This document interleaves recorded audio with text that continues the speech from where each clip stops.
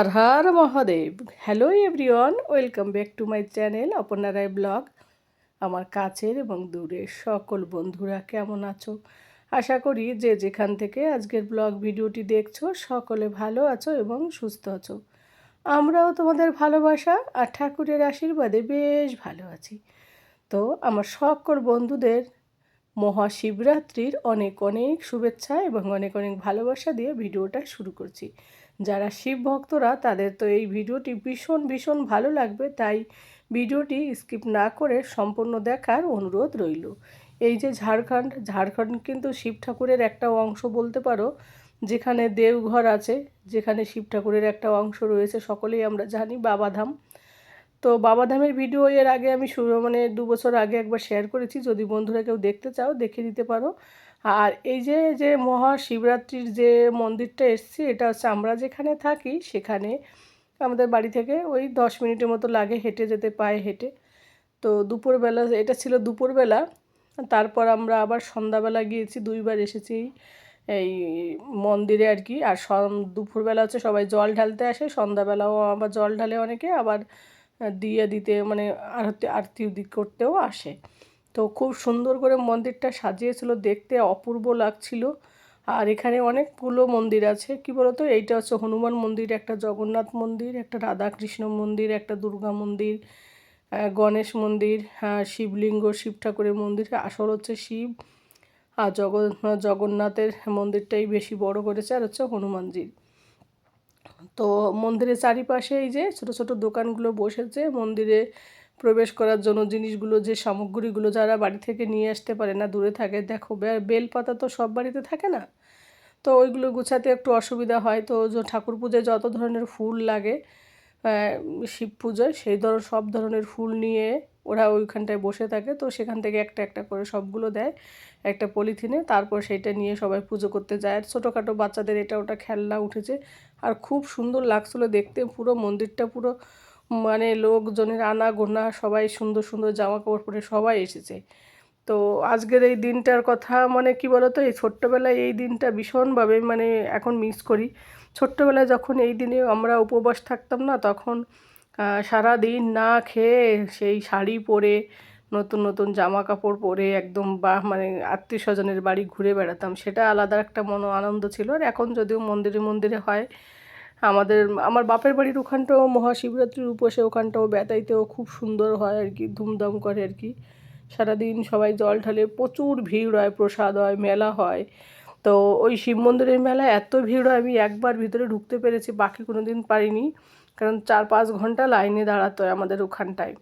কিন্তু এখানটায় অতটা ভিড় দেখছি না, সকালবেলা একটু ভিড় থাকে, তারপরেও থাকে না। আর এবার এবছর কি হয়েছে, 2 দিন পড়েছে মহাশিবরাত্রি, আজকে আর সোমবার আর হচ্ছে রবিবার। তো আমরা গিয়েছিলাম রবিবারে, সোমবারে আর যাওয়া হয়নি। তো যাই হোক বন্ধুরা, তারপর আমরা একেবারে ফিরে এলাম সন্ধ্যাবেলা আবার এই দেখো রেড কালারের ড্রেসটা পরেছি, কেমন লাগলো অবশ্যই কমেন্ট করে জানিও। এই ড্রেসটা অনেক দিন পরা হয় না, তো এবার দুর্গাপুজোয় নেওয়া হয়েছিল। তোমরা যারা আমার নতুন প্রতিদিনের ব্লগ দেখো তারা তো জানো, রিলায়েন্স থেকে নিয়েছিলাম। তো এটা পরলাম, আর বাবু সোনাকে সোয়েটার পরিয়ে দেখো ডান্স করছে। ওকে না এই 2 দিন ধরে চানও করাতে পারছি না, শুধু গা মুছে দিচ্ছি। ওর জ্বর জ্বর আসছে, আর পুরো ফেসটা কেমন লাগছে দেখতে, মুখ টুক শুকিয়ে গেছে। আর বাবু সোনার সর্দি কাশি এসব, আবার এদিকে এক্সামের ইয়ে। আর এই যে বাবা মাও রেডি হয়েছে, গাড়ি এসে গেছে আমাদের অফিসের। আর বাবা কি বলতো, লাঠি ছাড়া চলতে পারে না, তো লাঠি নিয়ে আসেনি, ওই যে মায়ের কাঁধে ভর দিয়ে চলে। আর এই বয়সকালে না হাজব্যান্ড ওয়াইফের এই যে মুহূর্ত না, এইটা কিন্তু ভীষণ একটা ইম্পর্টেন্ট। মানে পাশে থাকার মতো কেউ থাকে না, না মা বাবা পাশে থাকে, না ছেলে মেয়ে পাশে থাকে। বয়স হয়ে গেলে কিন্তু একদম হাজব্যান্ড ওয়াইফের মতো কেউ পাশে থাকে না। 24 ঘন্টা সবসময় যে পাশে থাকে সেটা কিন্তু ওয়াইফই থাকে, আর হাজব্যান্ডই থাকে, ঠিক না বলো? ঠিক বলছি কিনা আমি অবশ্যই কমেন্ট করে জানিও তোমরা বন্ধুরা। তো দেখো আমাদের বাড়ি থেকে যেহেতু দূর না, তো আমরা গাড়িতে এসেছি, ওই 2 মিনিট থেকে 3 মিনিটের মতো লেগেছে, তো চলে এলাম।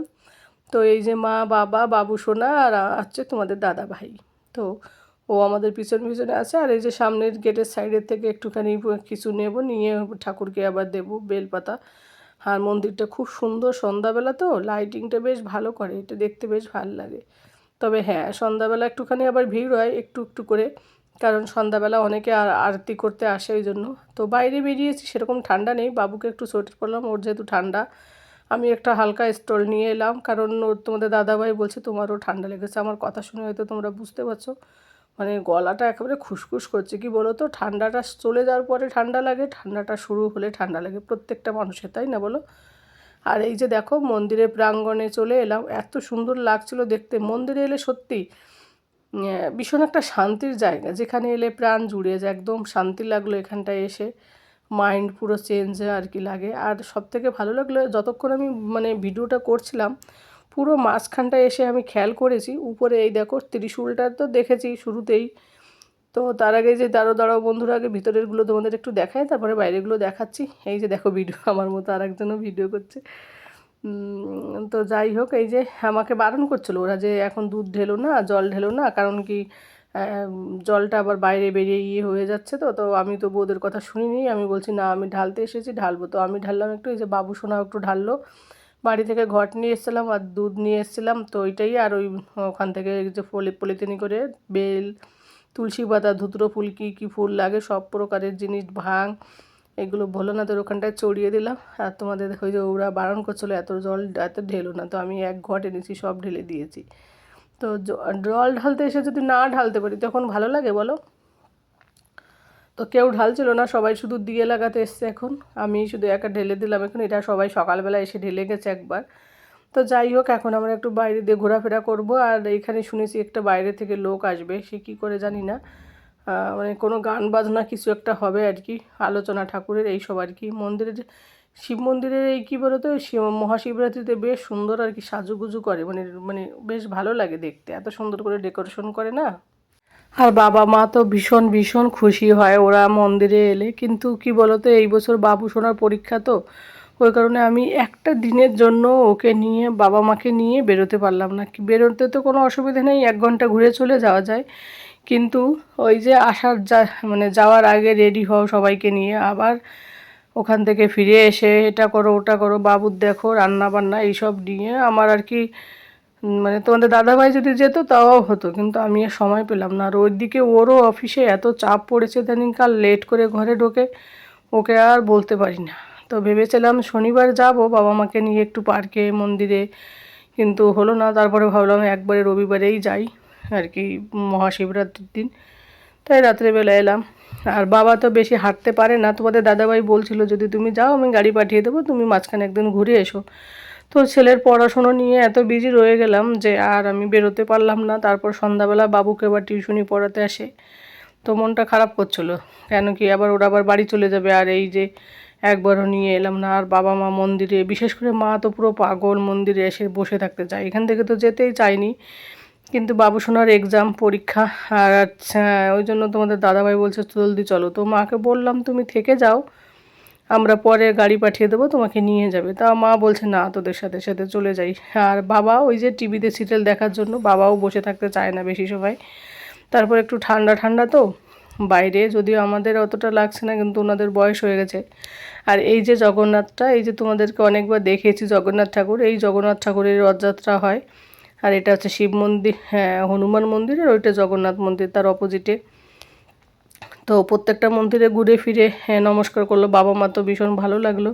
মা তো বলছিল আগে থাকলে জানলে আমি রোজ আসতাম, এত কাছে রয়েছে। আমি তো ভেবেছি এর আগে পরে ওরা এর আগের বার এসেছে তখন মনে হয় এসেছে, কিন্তু মা বলছে না এর আগে আসেনি। তো যাই হোক, এরপর বললাম এরপর এবার চলে এসো, এখন থেকে টিকিট মানে যখন মন চাইবে তোমরা চলে আসবে ঘুরতে, এটা বললাম। আর এই যে এই বছর আবার একটু দেখছি নিচে কার্পেট এগুলো বিছিয়েছে, কেন বলো তো, এখানে বাইরে থেকে লোক আসবে, তারা হয়তো গীতা পাঠ কিছু একটা পাঠ করবে। আর যেটা বলছিলাম তোমাদের, এই যে ত্রিশূলটা, এই যে লাইটিংয়ের ত্রিশূলটা সাইডে মানে সাইডে নন্দী আছে, তো এইটা না আমার প্রথমে চোখে পড়েনি, পরে আমি এটা দেখলাম। আর এই যে দেখো সমস্ত কিছু সাজগোজ করছে, এখানে মহারাজজি যারা আসবে ওখানে বসে আর কি ভগবানের আলোচনা করবে, মহাশিব ঠাকুরের আর কি কথা হবে, কাথা হবে এদের মধ্যে বলে কাথা।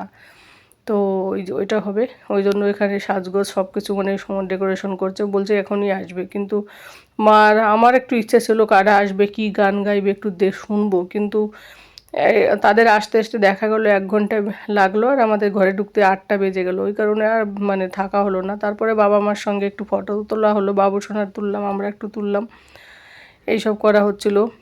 আর বাবুরও বেশ ভালো লাগে। বাবা কী বলো তো, আমার শ্বশুর শাশুড়ি কেউ নেই, তো আমার বাবা মাকে পেলে ও তো এত খুশি, মাকে মাকে এতটা ভালোবাসে আমি কোনোদিন ভাবিনি। মা বাড়িতে গেলে কি হয়, মামা বাড়িতে গেলে বোনদের দিদিদের মেয়েদের সঙ্গে খেলাধুলো করে, দিদি দাদার সঙ্গে বেশি সময় থাকতে পারে না ওরা, মা বাবাও যার যার কাজে থাকে। কিন্তু বাড়িতে এলে আমার মায়ের কাছে মানে সব সময় মায়ের কাছে থাকতে চায়।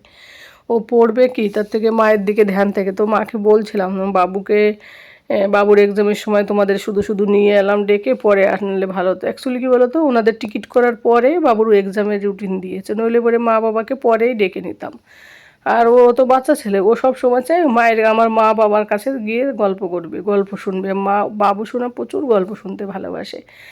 যাই হোক, এই যে এইদিকে প্রায় এদের সাজগোজ শুরু, আর এইদিকে আমরা এই যে বাবার সঙ্গে একটু ফটো তুলছি। বাবাকে বলছিলাম তুমি কোনো সময় ফটো তুলতে একটু হাসো না, এমনভাবে থাকো মনে হয় কি তুমি কথা গম্ভীর্য, কিন্তু বাবা একদম মানে নরম, ভীষণ কথা বলে, ভীষণ।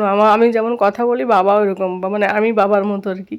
কিন্তু ফটো তুলতে গেলে বাবা একটু স্মাইল করে না, তাই বলছিলাম আর কি। তারপরে এই যে দেখো কত সুন্দর স্বস্তিক চিহ্ন দিয়েছে, আর এই যে ওম লিখেছে ফুল দিয়ে, গাঁদা ফুল দিয়ে একটা। আর ওইটা সাইডের যে স্বস্তিক চিহ্ন সেটা হচ্ছে হ্যাঁ রঙ্গোলি দিয়ে করেছে আর কি, খুব সুন্দর করছিল এর আর কি। আর এই যে বাইরে চারি সাইডে এখন আরতি হচ্ছে, তো গান হচ্ছিলো, আমি আর মেয়ে আওয়াজটা ওই জন্য আর দিইনি। সবাই মিলে ছেলে মেয়ে সবাই মিলে যে হাততালি দিয়ে ঠাকুরের আর কি ইয়ে চলছিল, আরতি চলছিলো। এই আরতি শেষ হওয়ার পরেই এখানে বাকি যে অনুষ্ঠান হবে সেটা হবে। আর এই দিকে আবার হরে কৃষ্ণ গান হচ্ছে একই মন্দিরে আর কি। এইখানটা সব দিন হরে কৃষ্ণরই হয়, রাধা কৃষ্ণের আর কি। তো এখানে এখানে একটু মা কী করছে বলো তো, প্রত্যেকটা মন্দিরে যাচ্ছে আর এই মানে মানে 2-3টে রাউন্ড করে গোল গোল করে ঘুরছে। তো মা হাততালি দিয়ে মাও এদের সঙ্গে গান করছিল, বাবাও। আমি বাবু সোনা ওদের পিছিয়ে পিছিয়ে ঘুরে বেড়াচ্ছিলাম। ওদের খুশি দেখে না আমার ইচ্ছা করছিল না বাড়ি যেতে, কিন্তু কিছু করার নেই, ওই ছেলের জন্য যেতে হবে। আর তবুও মাকে বললাম তুমি থাকো মা, থাকো, তো থাকলো না। তারপর বাড়িতে গিয়ে আমারও একটু রান্না বান্না আছে ওদের জন্য, ওই জন্য ভাবলাম থাক তাহলে চলেই যাই, সবাই যখন মানে যাচ্ছে আমিও চলে যাই মাকে নিয়ে। এদিকে ঘরে এসে একটু টিভি দেখবে, সিরিয়াল দেখবে ওনাদের, এই আর কি। তো যাই হোক বন্ধুরা, কারা কারা আমার কথা শুনছো জানি না, যদি ভালো লাগে কোথাও কোনো অংশ আজকের ভিডিওটি, অবশ্যই কমেন্টে হর হর মহাদেব লিখে জানাবে। তো বন্ধুরা ভিডিওটা আর বেশি বড় করব না, কথা বলতে না ভীষণ কষ্ট হচ্ছে, গলাটা এতটা মানে রাতের বেলা ঘুমও হয় না জানো তো, মানে এতটা ঠান্ডা লেগেছে, মাথায় তেল লাগিয়ে লাগিয়ে চান করে ঠান্ডা লাগিয়ে দিয়েছি আমি। তো ভিডিওটার বেশি বড় করব না, যে যেখান থেকে দেখছো সকলে ভালো থাকো, সুস্থ থাকো এবং সাবধানে থাকো। এত সময় ধরে আমার ভিডিওটি যারা যারা দেখছো তাদের সকলকে অসংখ্য অসংখ্য ধন্যবাদ এবং অনেক অনেক ভালোবাসা আমার এইভাবে আমার পাশে থাকার জন্য এবং এতটা আমাকে সাপোর্ট করার জন্য। তো বন্ধুরা, তোমাদের মহাশিবরাত্রি কেমন কাটলো সেটাও কিন্তু কমেন্টে জানাতে ভুলো না। আর এরপরে অন্য কোনো ভিডিওতে ব্লগে তোমাদের সঙ্গে দেখা হবে। আজ এই পর্যন্তই, সকলে ভালো থাকো, সুস্থ থাকো। আর এদিকে দেখো আমাদের মন্দির দর্শন কমপ্লিট করে এই যে আমরা বাড়ির দিকে রওনা দিচ্ছি। তো বাড়িতে গিয়ে আবার মায়ের সঙ্গে একটু বসে বসে রিলস বানাচ্ছিলাম। অবশ্যই যারা আমার মানে শর্ট ভিডিও দেখো তারা দেখতে পারবে। তো বন্ধুরা, তো এই যে এখানটা অ্যাকচুয়ালি কী বলতো, এই মন্দিরের পাশে এক সময় আমরা ঘর ভাড়া ছিলাম আর কি। সেখান থেকে এখন যেখানে আছি সেখানে শিফট হয়েছি। তো যাই হোক, tata, bye bye, good night.